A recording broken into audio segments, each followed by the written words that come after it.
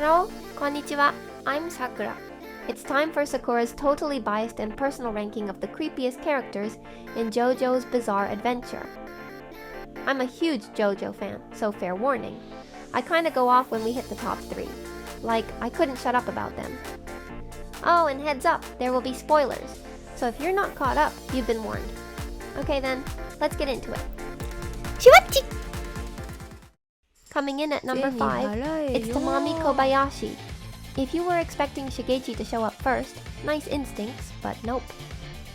Tamami makes the list ahead of him. He's known as the guy who sneaks into the cracks of your heart, and honestly, that already sounds shady. He's a debt collector with a stand called the Lock, and it literally turns your guilt into a physical weight on your body. Like, you feel bad about something? Boom. Now, there's a giant rock on your chest. It's super messed up, and honestly, the power is just as slimy and manipulative as Tamami himself. Even after getting beat up by Josuka and the gang, he still gives off this weird, I've learned nothing vibe, which makes him even creepier. If you're curious, check out JoJo Part 4. Diamond is Unbreakable, Episode 6. You'll see exactly what I mean. At number 4, it's Shigeki Onyangu, also known as Shigeki. He goes to the same middle school as Yosuke and Koichi, and at first, he just seems like that one kinda weird kid in class. But then, his true colors start to show, and yeah, it gets real shady real fast. His stand harvest collects loose change and coupons from all over town. Like, really?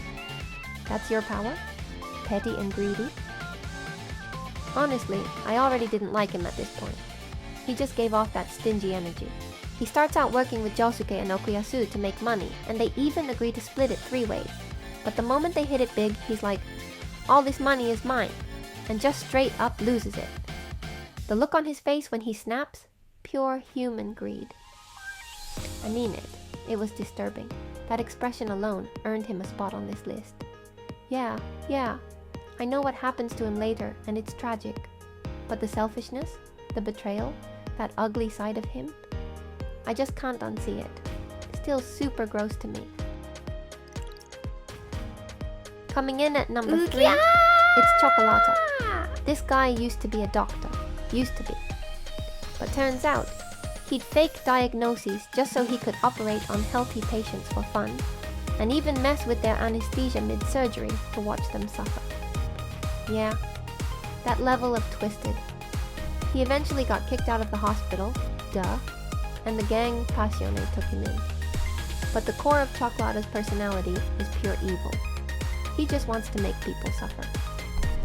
Pain and death are his version of happiness. Full-on sadistic psychopath. To him, other humans are just lab rats. Literally. He sees the world like one big experiment, and he has zero conscience or guilt. None. His stand Green Day spreads mold that eats through living things, and it spreads to everything in range, friend or foe. It's basically a moldy metaphor for his urge to destroy anything and everything. Even Giorno calls him a man without brakes, meaning there's no limit to how far he'll go. And yeah, he almost causes mass death in Rome before getting swallowed alive by a garbage truck. His last words. Yadaba! Total trash tier villain. Oh, and let's not forget, when things start going south, this guy immediately pretends to be dead, begs for his life, stalls for time. The ultimate coward, truly scum. And yet somehow, I kind of like him. I mean, Chocolata is horrible, but he knows exactly who he is. He acts from pure, unfiltered emotion. There's something weirdly honest about that. And when you put him up against Giorno, who's all beauty and pride, it's just art. That contrast? Chef's kiss. Want to see the chaos for yourself? Check out JoJo Part 5. Golden Wind, episodes 30 to 32. I love this battle. Giorno's genius-level strategy, the epic Muda beatdown, and Chocolata's gleeful, unhinged mold attack. It's a masterpiece. Number 2 is バカめ J. Guile. 俺が J ガイル Yeah, だ that J. Guile. The one who murdered Polnareff's sister, Sherry. Absolutely disgusting. No redemption arc, just pure evil. His stand, Hanged Man, can move through mirrors, glass, even reflections in people's eyes, which makes him an insanely annoying opponent to fight. But what makes him really sick is how he taunts Polnareff, bragging about killing Sherry just to mess with his head. Like, he literally says, "Your sister sure knew how to scream, huh? Cuckoo. I'm sorry, what? Go to hell, bro."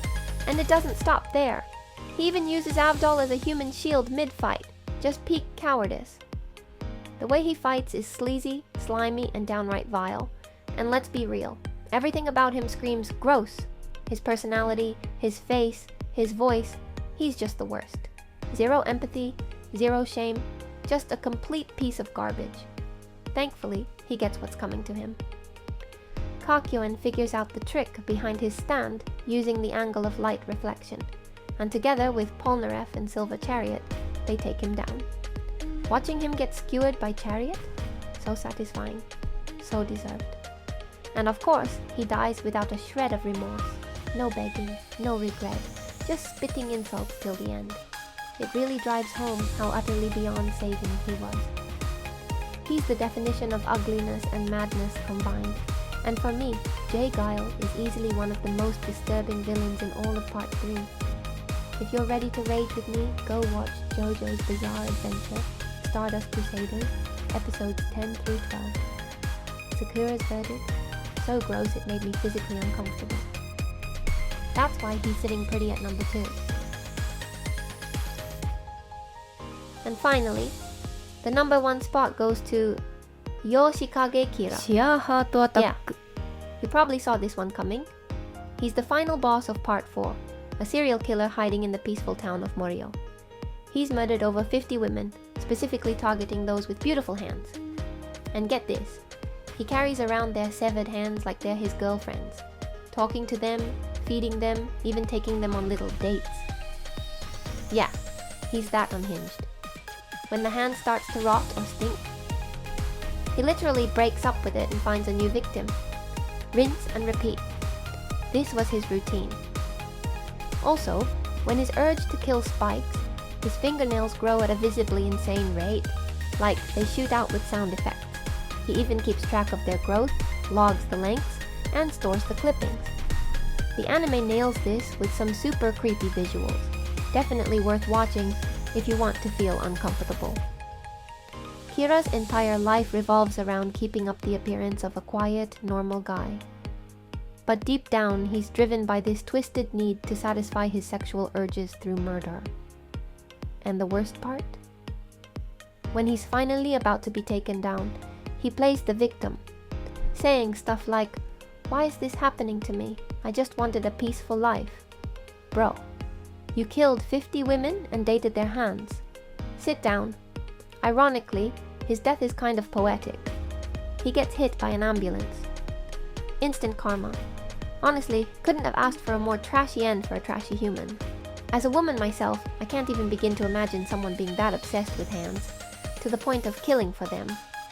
It's seriously disturbing on every level.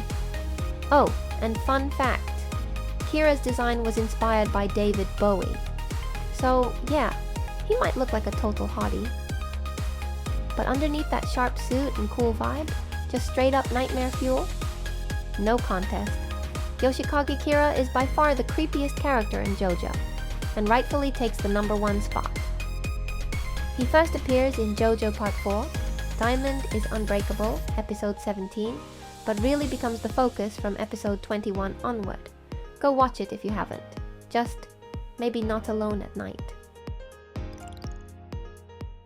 Thanks so much for watching all the way through. Were there any characters that totally creeped you out too? Or maybe someone else from JoJo that gave you serious unhinged energy? Let me know in the comments. I'd love to hear your picks. And of course, if there's anything you love about JoJo, feel free to drop that too. This fandom is wild in the best way. I'll be doing more JoJo deep dives and breakdowns in the future, so if you had fun hanging out, don't forget to hit that subscribe button. Bye bye!